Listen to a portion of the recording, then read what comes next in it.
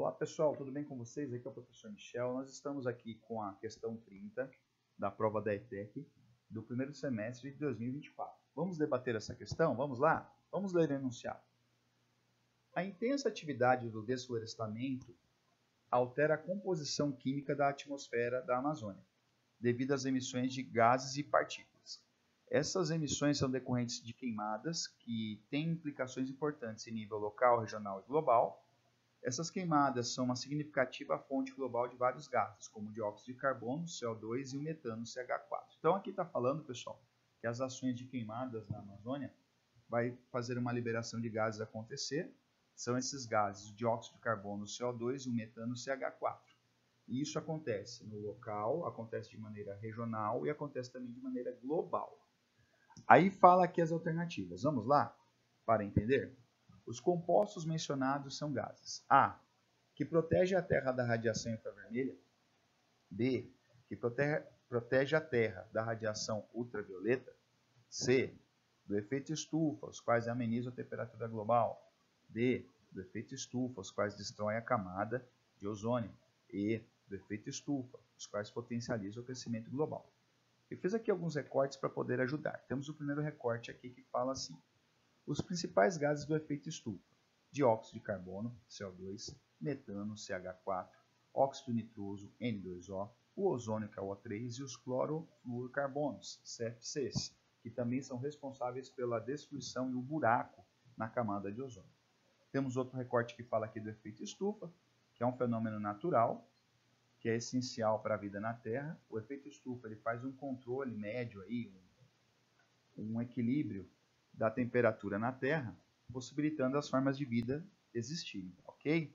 Vale a pena lembrar também que tem o aquecimento global, que ele é um aumento do efeito estufa.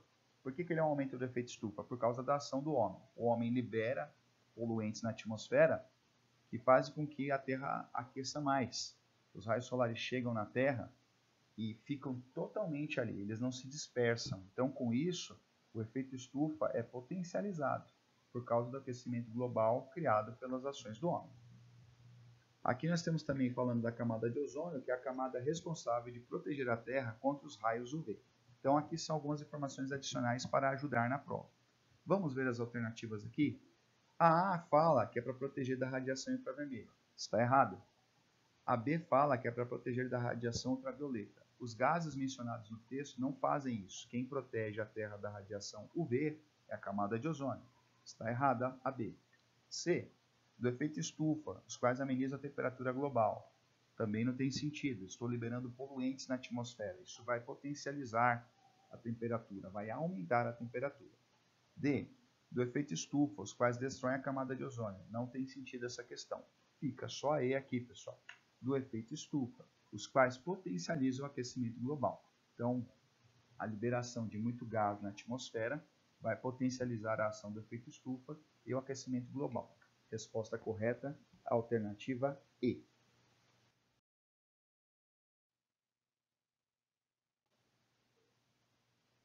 Seguindo, pessoal, questão 31. Por estarem localizados próximo à linha do Equador, as regiões de clima equatorial recebem luz solar direta durante todo o ano, o que contribui para a elevada umidade do ar e temperaturas altas e relativamente estáveis.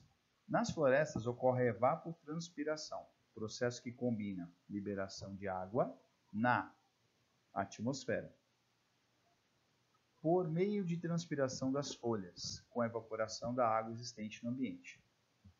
A evapotranspiração desempenha um papel importante ou fundamental como regulador no clima, porque conforme a água evapora, Então temos alternativas aqui. Vamos lá, pessoal. A, contribui na formação do arco-íris por meio da refração dos raios solares e, consequentemente, aquece o ambiente. B, produz gás hidrogênio, gás combustível que pode liberar calor para o ambiente e, consequentemente, o aquecer. C, libera átomos de hidrogênio e oxigênio no ambiente, resfriando ali o ambiente. D, consome oxigênio do ambiente, consequentemente o resfriando. E absorve calor do ambiente, consequentemente o resfria. Eu deixei aqui para vocês alguns itens importantes. Vamos ver o próximo slide? O próximo slide aqui fala da evapotranspiração. Ele é um processo de transferência de água para a atmosfera por meio da evaporação e transpiração. Então você vai ter aqui detalhado tanto a evaporação, a água evapora da superfície do solo, da franja capilar acima do lençol freático e dos corpos de água superficial. Então aqui, pessoal, tudo que está ligado à parte superficial, tanto de solos como de corpos d'água, ok? E a transpiração. A água se move do solo através das plantas e para o ar. Então a gente tem esses dois processos. Evaporação, que vem das águas presentes no solo e também presentes nos corpos de água, tudo superficial nesse caso. E a transpiração é a água que acaba saindo ali das plantas e vai para o ar, certo? São as duas situações que nós temos aqui. A evapotranspiração é muito importante no ciclo da água, porque ela devolve parte da água para a atmosfera, que pode participar na formação de nuvens. No Brasil, aqui temos um dado aqui nosso, 75% da água retorna para a atmosfera por meio da evapotranspiração. Então, é um processo muito importante que a gente tem aí. Certo? Vamos seguir aqui para o próximo slide. Fazendo uma análise aqui, pessoal. Então, a evapotranspiração, você já aprendeu que parte vem do solo, das águas e parte vem das plantas. Ele faz um processo ali que vai trazer muita umidade, certo? Para aquele local. Então, a gente tem o seguinte, tem uma umidade, está acontecendo ali todo um processo. Fazendo uma análise aqui em todas as questões, né? Uma fala de arco-íris, outra fala de liberar calor, outras falam de resfriamento. Essas que falam de resfriamento, você deve dar mais atenção. Por quê? Se eu estou liberando muita umidade no ar, há uma tendência de ter um resfriamento ali, certo? Então, analisando todas as questões aqui que falam de resfriamento, que é a C, a D e a E, a única que faz sentido é a alternativa E. Absorve o calor do ambiente e, consequentemente, o resfria. Porque eu estou liberando água no ambiente. E essa água vai acabar fazendo o quê? Absorver calor e vai ter um resfriamento ali. Questão correta, letra E.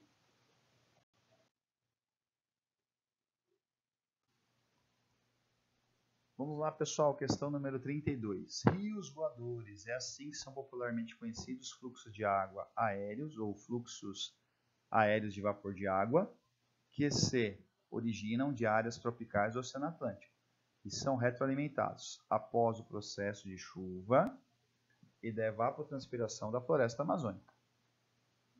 Esses rios de água vaporizada atravessam a atmosfera sobre a Amazônia até encontrar com a Cordilheira dos Andes, deslocando-se então para o sul. Essa movimentação leva a chuvas a estados Mato Grosso, Mato Grosso do Sul, Minas Gerais, São Paulo, Paraná e Santa Catarina, regulando as chuvas não só nesses estados, mas também em partes de outros países, como Bolívia, Paraguai, Uruguai e Argentina. Esse processo é essencial para a produção agrícola e para a vida nesses lugares. Então, vamos ver aqui, pessoal, nós temos essa questão, vamos ver as alternativas. Com base no texto, é correto afirmar que os rios voadores despejam milhões de metros cúbicos de água por segundo no Oceano Índico, formam-se afluentes do rio Amazonas e desaguam nas bacias hidrográficas do sul do Brasil, são um dos responsáveis pelas chuvas em alguns estados brasileiros e em alguns países fronteiriços do Brasil. Nós também temos aqui, derivam de árvores da Mata Atlântica tropical, encravadas no alto da Cordilheira dos Andes e no Chaco Paraguaio, e nascem no Oceano Atlântico e percorrem todo o litoral ocidental brasileiro até atingir as áreas situadas no centro e sul do Brasil. Pessoal, nós temos aqui o seguinte, fala dos rios voadores, que são grandes fluxos de água que ocorrem devido à evapotranspiração, você já viu isso no slide anterior, e esse fluxo de água aí que está na atmosfera, né, ele vai se transferindo tanto para os Andes, que é perto ali do Chile e da Bolívia, né, ele vai também se distanciando para estados do Brasil, promovendo as chuvas aí, e também ele alcança outros países, como Bolívia, Paraguai, Uruguai e Argentina, sem contar os estados que foram citados no texto.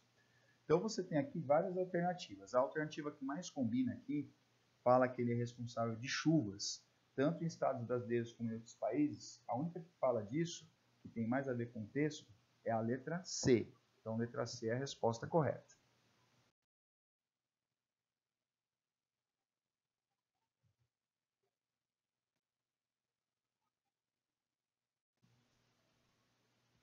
Pessoal, temos aqui um texto que ele serve de base, que caiu nessa prova da ETEC. Ele serve de base para algumas perguntas que viriam aí na sequência. Fiz aqui um recorte para você poder entender.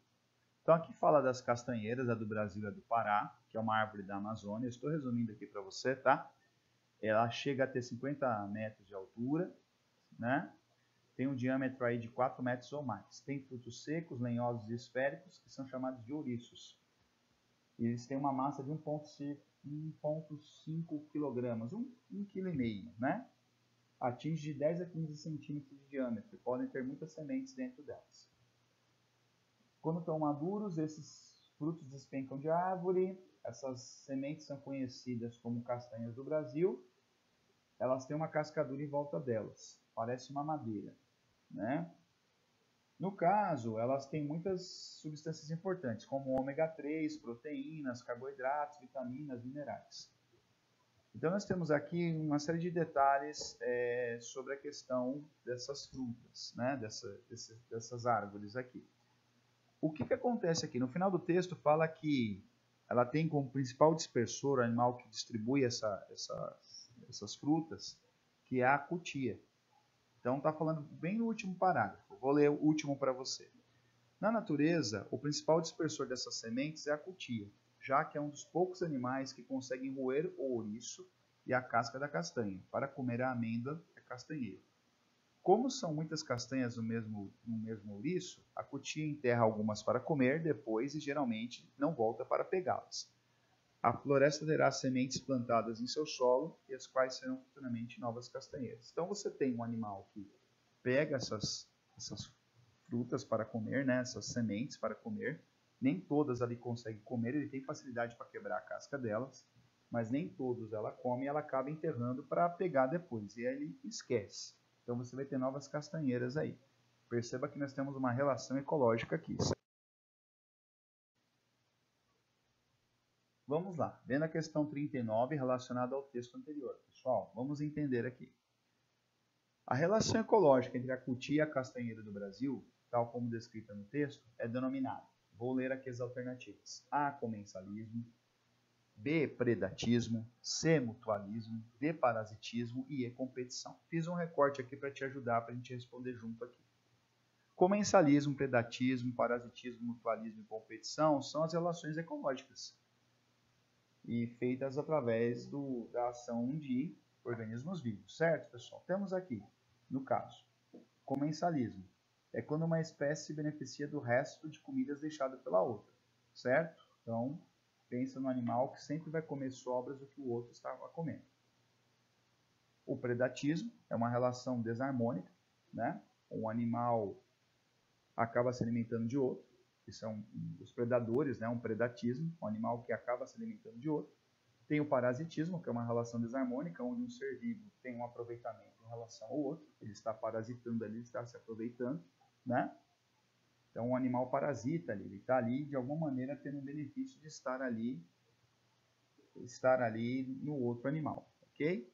Nós temos o mutualismo, que é uma relação harmônica, os dois organismos se beneficiam da interação. Então, a gente tem abelhas que vão até as plantas, por exemplo, elas conseguem pegar o néctar da planta e também acabam ajudando na reprodução da planta. Isso se chama mutualismo. E nós temos também a competição, que é uma relação desarmônica. São organismos que estão ali competindo por recursos e acaba ali tendo uma relação desarmônica. Uma relação que é totalmente ruim, de uma certa maneira.